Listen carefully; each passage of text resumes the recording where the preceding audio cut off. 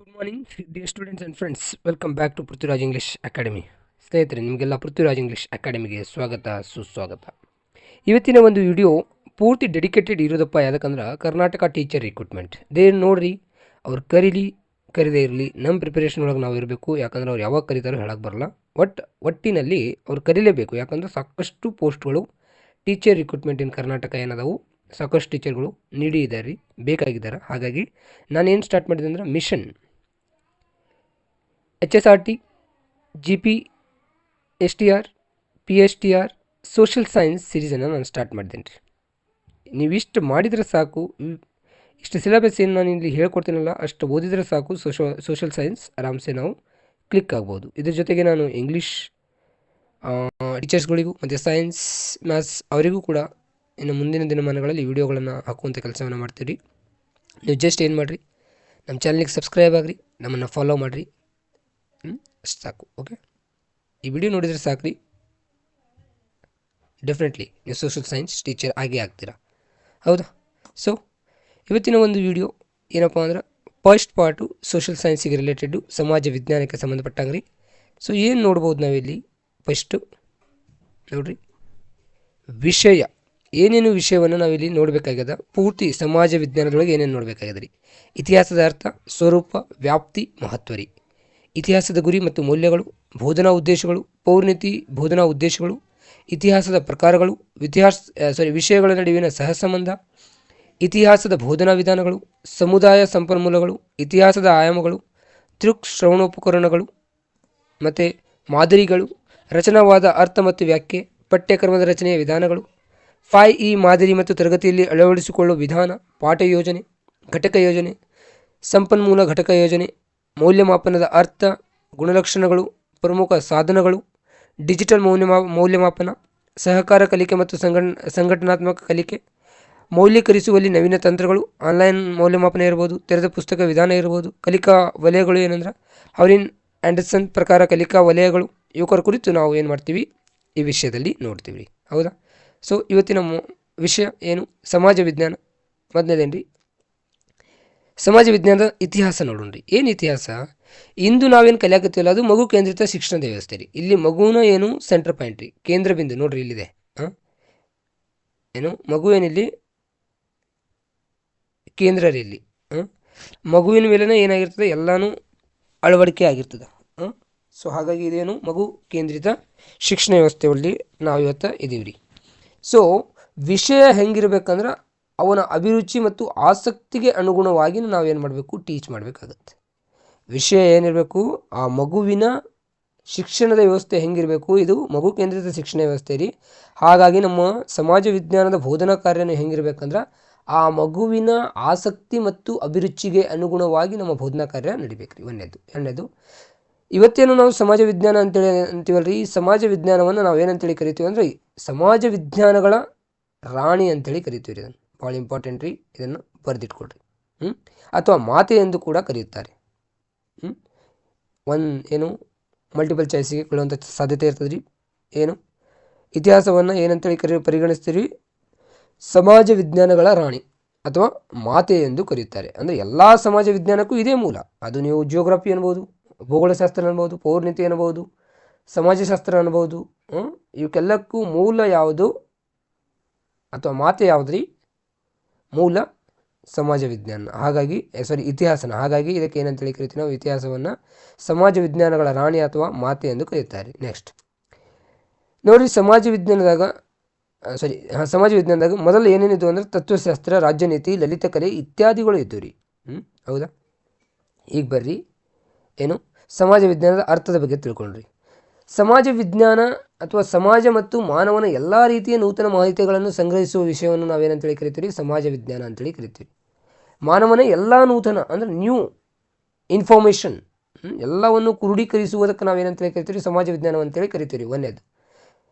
ಅಥವಾ ಇತಿಹಾಸ ಅಂದರೆ ಏನಂತೇಳಿ ಹೇಳ್ಬೋದು ಅಂದ್ರೆ, ಸಮಾಜ ವಿಜ್ಞಾನ ಅಂದರೆ ಇತಿಹಾಸ, ಪೌರ್ಣಿತಿ, ಭೂಗೋಳ ಮತ್ತು ಅರ್ಥಶಾಸ್ತ್ರಗಳ ವಿಷಯಗಳನ್ನು ಒಳಗೊಂಡ ವಿಷಯವೇ ನಾವೇನಂತೇಳಿ ಕರಿತೀವಿ, ಸಮಾಜ ವಿಜ್ಞಾನ ಅಂತೇಳಿ ಕರಿತೀವಿ. ಇಂದು ಈ ಎಲ್ಲ ವಿಷಯಗಳ ಜೊತೆಗೆ ನಾವು ಇನ್ನೂ 2 ವಿಷಯಗಳನ್ನು ಸೇರಿಸ್ಕೊಂಡಿದ್ದೀವಿ ಇವತ್ತಿನ ಬೋಧನೆಯಲ್ಲಿ, ಇವತ್ತಿನ ದಿನಮಾನಗಳಲ್ಲಿ. ಹೌದಾ? ಸಮಾಜ ವಿಜ್ಞಾನದ ವ್ಯಾಖ್ಯಾನಗಳು ನೋಡ್ರಿ. The new encyclopaedia of social science ಏನು ಹೇಳ್ತಪ್ಪ ಅಂದ್ರೆ, ಸಾಮಾಜಿಕ ಹಾಗೂ ಸಾಂಸ್ಕೃತಿಕ ಹಿನ್ನೆಲೆಯಲ್ಲಿ ಮಾನವನ ವರ್ತನೆಯನ್ನು ತಿಳಿಸುವ ವಸೆಯವಿಸ್ತುವೇ ಸಮಾಜ ವಿಜ್ಞಾನ ಅಂತಾರೆ.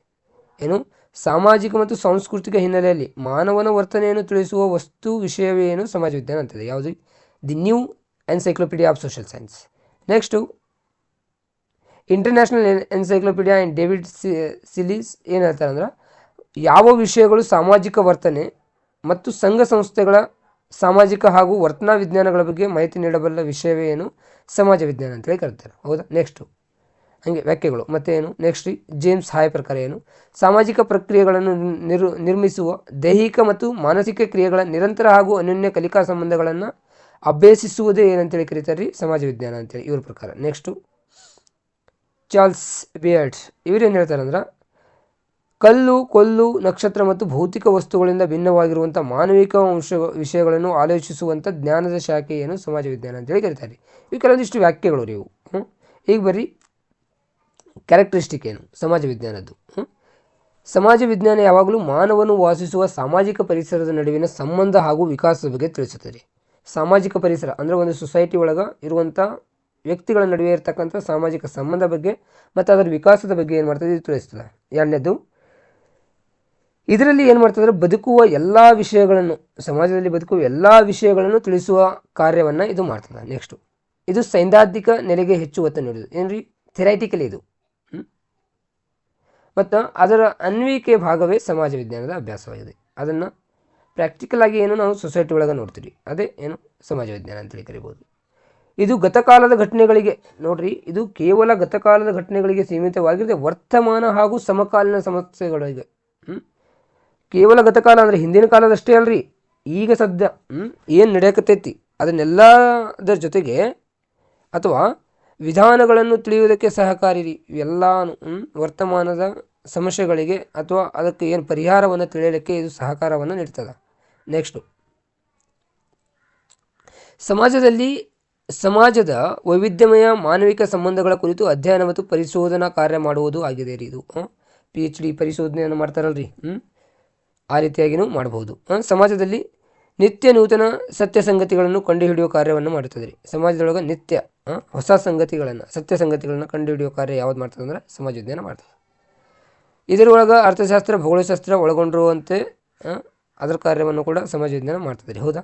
ಸಮಾಜ ವಿಜ್ಞಾನವು ಶಿಶು ಕೇಂದ್ರಿತ ವಿಷಯವಾಗಿದೆ. ಇದನ್ನು ನಾವು ಮೊದಲು ನೋಡ್ಕೊಂಡಿದ್ವಿ. ಶಿಶು ಕೇಂದ್ರಿತ ಅಂದರೆ ಮಗುವಿನ ಏನು ಮುಖ್ಯವಾಗಿ ಇಟ್ಕೊಂಡು ಅವನ ಅಭಿರುಚಿಗೆ, ಅಭಿಲಾಷೆಗೆ ತಕ್ಕಂತೆ ಅಥವಾ ಹೊಂದಿಕೊಳ್ಳುವಂತೆ ವಿಷಯ ವಸ್ತುವನ್ನು ನಾವು ಏನು ಮಾಡ್ಬೋದು, ಸಿದ್ಧತೆ ಮಾಡ್ಕೋಬೇಕು. ನೆಕ್ಸ್ಟ್, ಇದು ಏನು ಮಾಡ್ತದೆ, ಸಮಾಜದ ಉಗಮ, ಸಂಘಟನೆ ಹಾಗೂ ಬೆಳವಣಿಗೆ ಬಗ್ಗೆ ತಿಳಿಸುವುದು ಯಾವುದಂದ್ರೆ ಸಮಾಜ ವಿಜ್ಞಾನ ರೀ. ನೆಕ್ಸ್ಟು, ಇದು ಜನತೆ ಒಳಗೊಂಡ ರೀತಿ, ನೀತಿ, ಆಚಾರ, ವಿಚಾರ ಮುಂತಾದ ವಿಷಯಗಳನ್ನು ತಿಳಿಸುವಂಥ ಕಾರ್ಯವನ್ನು ಮಾಡ್ತದೆ ರೀ. ನೆಕ್ಸ್ಟ್ ಬರ್ರಿ, ಸಮಾಜ ವಿಜ್ಞಾನದ ಶಾಖೆಗಳು ಯಾವ್ಯಾವ ಅಂದರೆ, ಈಗ ಸದ್ಯ ಇರುವಂಥದ್ದು ಇತಿಹಾಸ, ಪೌರ್ನೀತಿ, ಭೂಗೋಳಶಾಸ್ತ್ರ, ಅರ್ಥಶಾಸ್ತ್ರ, ಸಮಾಜಶಾಸ್ತ್ರ ಮತ್ತು ವ್ಯವಹಾರ ಅಧ್ಯಯನ ಅಥವಾ business studies, sociology, economics, geography, civics ಅಥವಾ ಪೊಲಿಟಿಕಲ್ ಸೈನ್ಸ್, ಹಿಸ್ಟ್ರಿ ಅಂತೇಳಿ ಕರಿತೀವಿ. ಈಗ ಸದ್ಯ ಪ್ರೌಢಶಾಲಾ ಹಂತಕ್ಕಿರುವಂಥ ಪ್ರಮುಖ ಶಾಖೆಗಳಿವು.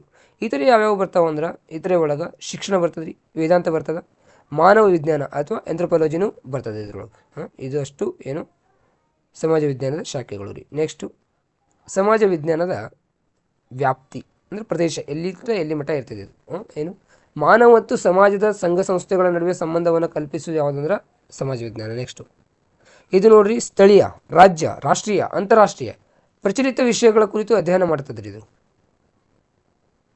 ಗತಕಾಲದ ಜೊತೆಗೆ ಏನು ಸ್ಥಳೀಯ, ರಾಜ್ಯ, ಗತಕಾಲದ ಏನು ಇತಿಹಾಸ, ಅದು ಏನು ಸ್ಥಳೀಯ ಆಗಿರ್ಬೋದು, ರಾಜ್ಯ ಆಗಿರ್ಬೋದು, ರಾಷ್ಟ್ರೀಯ ಆಗಿರ್ಬೋದು, ಅಂತಾರಾಷ್ಟ್ರೀಯ ಆಗಿರ್ಬೋದು, ಜೊತೆಗೆ ಏನು ಪ್ರಚಲಿತನೂ ಕೂಡ ಈ ವಿಷಯಗಳ ಕುರಿತು ಏನು ಮಾಡ್ತದೆ, ಅಧ್ಯಯನ ಮಾಡ್ತದೆ.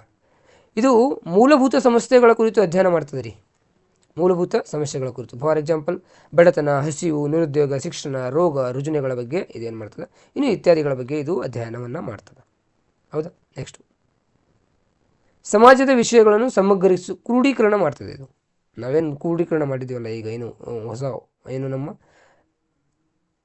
ಟೆಕ್ಸ್ಟ್ ಬುಕ್ ಒಳಗೆ ಪಠ್ಯಪುಸ್ತಕ ಏನಿದೆ ಈಗ ಸಮಾಜ ವಿಜ್ಞಾನದ್ದು, ಅದರೊಳಗೆ ನಾವು ಕ್ರೋಢೀಕರಣ ಮಾಡಿದ್ದೀವಲ್ಲ ವಿಷಯಗಳನ್ನು, ಹಾಗೆ ಇದು ಕ್ರೋಢೀಕರಣ ಮಾಡ್ತದೆ. ಏನು ವಿಷಯವನ್ನು ತಾರ್ಕಿಕವಾಗಿ ಮತ್ತು ಹಂತವಾಗಿ ತಿಳಿಸುವ ಮೂಲಕ ವಿದ್ಯಾರ್ಥಿಗಳನ್ನು ಪ್ರಸ್ತುತ ಸಮಾಜಕ್ಕೆ ಹೊಂದಿಕೊಳ್ಳುವಂತೆ ಮಾಡುತ್ತದೆ. ತಾರ್ಕಿಕವಾಗಿ ಲಾಜಿಕಲ್ ಆಗಿ ಮತ್ತು ಸ್ಟೆಪ್ ಬೈ ಸ್ಟೆಪ್ ವಿದ್ಯಾರ್ಥಿಗಳಿಗೆ ಅನುಗುಣವಾಗಿ ವಿದ್ಯಾರ್ಥಿಗಳಿಗೆ ತಿಳಿಯುವಂತೆ ನಾವು ಮತ್ತು ವಿದ್ಯಾರ್ಥಿಗಳು ಪ್ರಸ್ತುತ ಸಮಾಜಕ್ಕೆ ಹೊಂದಿಕೊಳ್ಳುವಂತೆ ಮಾಡುತ್ತದೆ ಇದು. ನೆಕ್ಸ್ಟ್, ಪ್ರಜಾಪ್ರಭುತ್ವದ ಆದರ್ಶಕ್ಕೆ ಮಾರ್ಗದರ್ಶನ ಮಾಡುವುದೇ ಸಮಾಜ ವಿಜ್ಞಾನ ಆಗಿದೆ ರೀ. ನೆಕ್ಸ್ಟು ಬರ್ರಿ, ಈಗ ಇದರ ಪ್ರಾಮುಖ್ಯತೆ ಏನು ನೋಡಿರಿ. ಇದು ಅನೇಕ ವಿಷಯಗಳನ್ನು ಒಳಗೊಂಡ ಜ್ಞಾನ ಭಂಡಾರವಾಗಿದೆ, ನಿಮಗೆಲ್ಲರಿಗೂ ಗೊತ್ತಿರುವಂತೆ. ನೋಡಿರಿ, ಈಗ ನಾವು ಸದ್ಯ ಶಾಖೆಗಳನ್ನು ನೋಡ್ಕೊಂಡು ಬಂದಿದ್ದೀವಿ. ಏನು? ಇತಿಹಾಸ ರೀ ಸಮಾಜ ವಿಜ್ಞಾನದಾಗ, ಪೌರ್ಣಿತಿ, ಭೂಗೋಳಶಾಸ್ತ್ರ, ಸಮಾಜಶಾಸ್ತ್ರ, ವ್ಯವಹಾರ ಅಧ್ಯಯನ, ಹೌದಾ, ಇವೆಲ್ಲನೂ ಅರ್ಥಶಾಸ್ತ್ರ, ಇವೆಲ್ಲನೂ ಬರಾಗುತ್ತವೆ. ಅದರ ಜೊತೆಗೆ ಏನು? ಮಾನವಶಾಸ್ತ್ರ, ಶಿಕ್ಷಣ, ವೇದಾಂತ, ಇನ್ನೂ ಸಾಕಷ್ಟು ಬರ್ತಾವೆ. ಹಾಗಾಗಿ ಇದು ಜ್ಞಾನದ ಭಂಡಾರವಾಗಿದೆ ರೀ. ನೋಡಿರಿ, ಇಲ್ಲಿ ಕೊಟ್ಟು ಬಿಟ್ಟರು, ಹೌದಾ. ನೆಕ್ಸ್ಟ್, ಮಾನವ ಮತ್ತು ಸಮಾಜ ಪರಿಸರದ ನಡುವಿನ ಸಂಬಂಧವನ್ನು ತಿಳಿಯಲು ಇದೇನು ಮಾಡ್ತದೆ? ಸಹಾಯ ಮಾಡ್ತದೆ.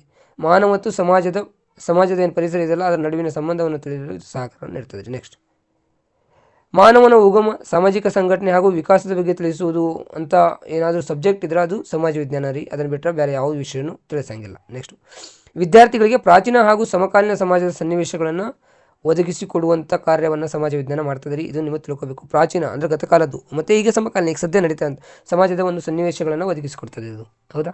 ಸೊ ಇಲ್ಲಿಗೆ ನಾವೇನು ಮಾಡ್ತಾಯಿದ್ದೀವಿ, ಇವತ್ತಿನ ವಿಷಯವನ್ನು ಮುಗಿಸ್ತಾ ಇದ್ದೀನಿ ಸ್ನೇಹಿತರೆ. ಮತ್ತು ಮುಂದಿನ ಭಾಗದಲ್ಲಿ ಮತ್ತೆ ನಾವು ಸಿಗೋಣ ಅಂತ ಹೇಳ್ತಾ ಇವತ್ತಿನ ವಿಡಿಯೋನ ಮುಗಿಸ್ತಾ ಇದ್ದೀನಿ.